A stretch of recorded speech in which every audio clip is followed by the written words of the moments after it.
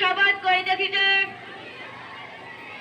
মানুষের সেবায় নিজেকে নিয়োজিত রাখিব, দেশের প্রতি অনুগত থাকিব, দেশের একতা ও সংহতি বজায় রাখিবার জন্য সর্বদা সচেষ্ট থাকিব, অন্যায় ও দুর্নীতি করিব না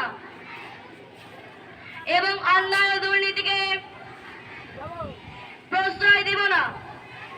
হে মহান সৃষ্টিকর্তা, আমাকে শক্তি দিন, আমি যেন বাংলাদেশে সেবা করিতে পারি এবং বাংলাদেশকে একটি আদর্শ বৈষম্যহীন ও শক্তিশালী রাষ্ট্র হিসেবে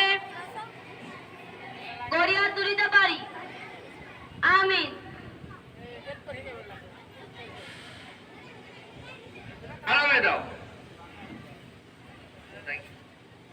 আমাদের আজকের ইউনিয়ন পর্যায়ের